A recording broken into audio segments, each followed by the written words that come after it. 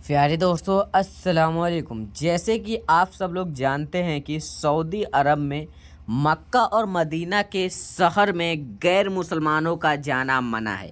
यानी कि मक्का और मदीना और खाने काबा में हिंदू लोगों को जाने का इजाज़त नहीं है।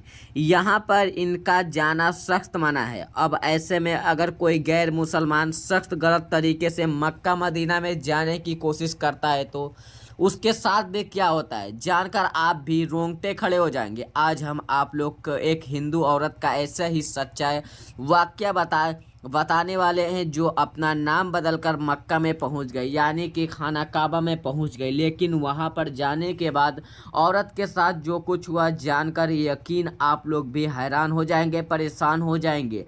आप सब की ही कुछ सोच पर मजबूर हो जाएंगे। इसलिए आज का यह वीडियो आप सभी को लिए बहुत ही खास है।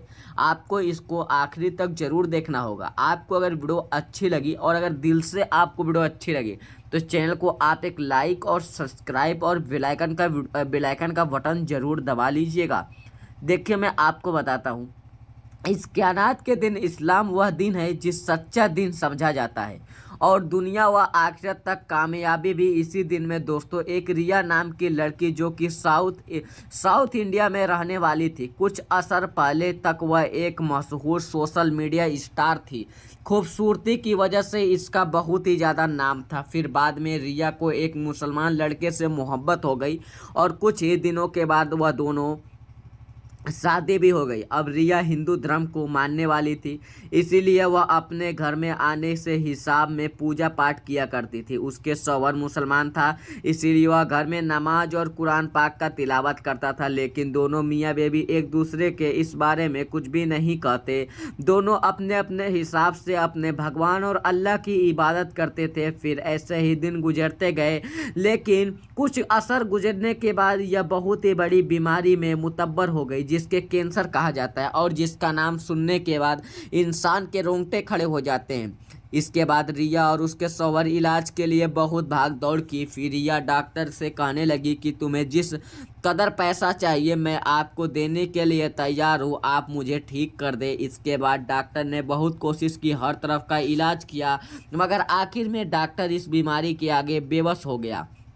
अब इस औरत को अपने ज़िंदगी की कोई भी उम्मीद नज़र नहीं आ रही थी। रिया कहती थी कि अब तक मैं समझ रही थी कि मेरे पास इतना पैसे हैं कि मैं बहुत ही जल्दी ठीक हो जाऊंगा, क्योंकि उस वक्त मैं एक बहुत ही बड़ी मशहूर स्टार थी। समझती थी कि इंसान का हुस्न जलाल ही सब कुछ होता है। लेकिन फिर जब मैं कैंसर जैसी बड़ी बीमारी के मुतब्बल हुई तो मुझे समझ में आया कि यह पैसे या हुस्न जलाल में कुछ भी काम नहीं आए। इसलिए फिर एक बार मैंने सोचा कि क्या मैं खुदकुशी कर लूं, मगर फिर मुझे अपने छोटे छोटे बच्चे का और शौहर का ख्याल आया।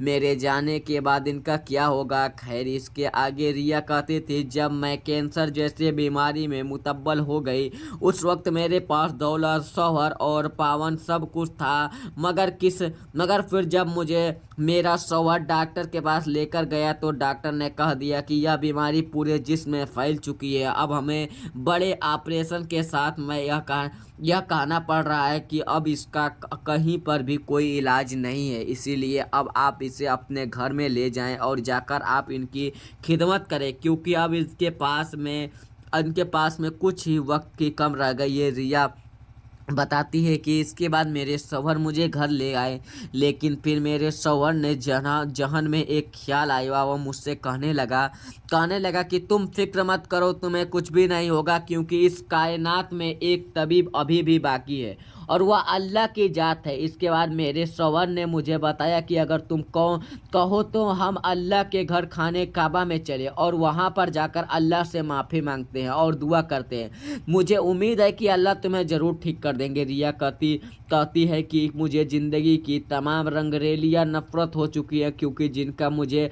गुमान था उनका मुझे कुछ भी फ़ायदा नहीं हुआ। इसलिए फिर जब मेरे शौहर के मुँह से मैंने मक्का और अल्लाह के घर का नाम सुना तो मुझे ऐसे महसूस हुआ कि अभी भी मेरे बचने की एक उम्मीद बाकी है। इसलिए फिर मैंने अपने शौहर से कहा कि हाँ, हम ज़रूर मक्का की ज़ियारत करेंगे।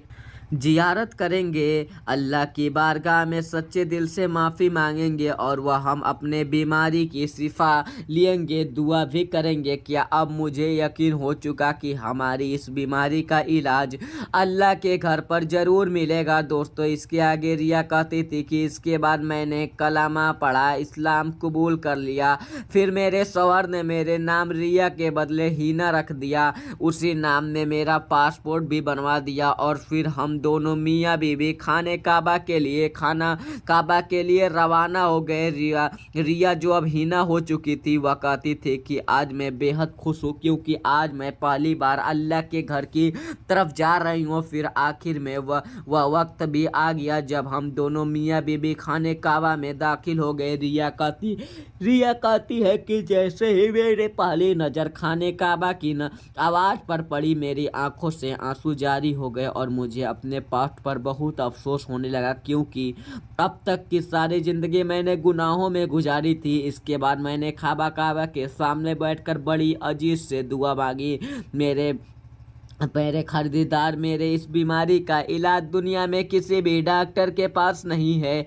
डॉक्टर ने बहुत कोशिश की मगर उसके जवाब दे दिया कि अब मैं नहीं बचूंगा, लेकिन इसीलिए मैं रब, अब मुझे सिर्फ तेरे से ही उम्मीद है, बाकी है। फिर मैंने खाने काबा का तवाफ़ किया और साथ में यह दुआ करती रही कि मेरे अल्लाह मुझे मायूस न कर, या अल्लाह मेरी बीमारी ठीक कर। उन डॉक्टर को हैरान कर देना जो कह रहे थे कि इस बीमारी का कोई इलाज नहीं है। रिया कहती है कि मैं मुकम्मल तौर पर ईमान ला चुकी थी। इसके बाद मैं मक्का के बड़े बड़े उलमे आओ के पास हाजिर हुई। उन्होंने मुझे कुरान पाक की करत कर दी, तिलावत, अल्लाह जिक्र किया, रसूल अकबर सल्लल्लाहु अलैहि वसल्लम का दुरूद सलाम और ज़्यादा से ज़्यादा आबे जमजम पीने की तकरीब फरमाई। अब मेरे दिल को बहुत ही राहत और इन तमामीन होने लगा। मुझे अल्लाह के प्यारे नबी हजरत मोहम्मद सल्लल्लाहु अलैहि वसल्लम उस फरमान पर भी यकीन हो गया कि अब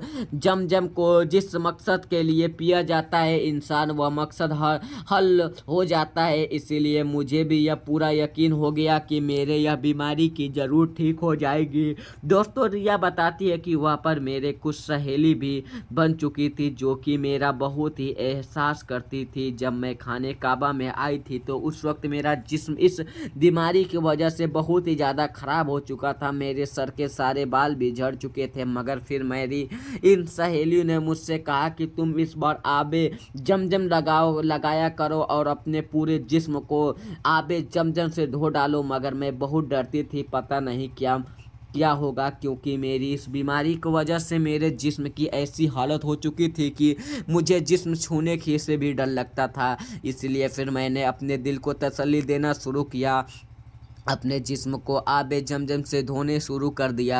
अब आहिस्ता आहिस्ता मेरे जिस्म ठीक होने लगे और धीरे धीरे बीमारी भी ठीक होने लगी। फिर मुझे कुछ दिनों के बाद अल्लाह करम ऐसा हुआ कि मेरे तकलीफ़ और मेरी बीमारी दोनों पूरी तरह से ठीक हो चुके थे।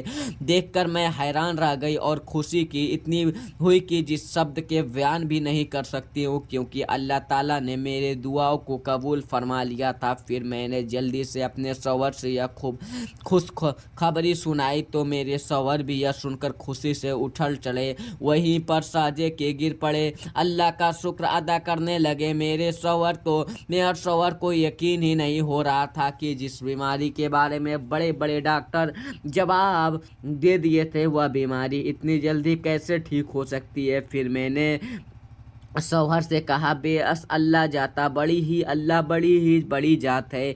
अल्लाह से जो सच्ची दिल से मांगोगे वो कबूल हो जाएगा। यहाँ पे बड़े बड़े डॉक्टर भी इसके कोई इलाज नहीं कर सके, कर सके। इसके बाद यहाँ पे इस औरत को वहाँ पर औरत सही हो गई। यह औरत की अजीब कहानी है जो कि खाने काबा की आप लोग सच्ची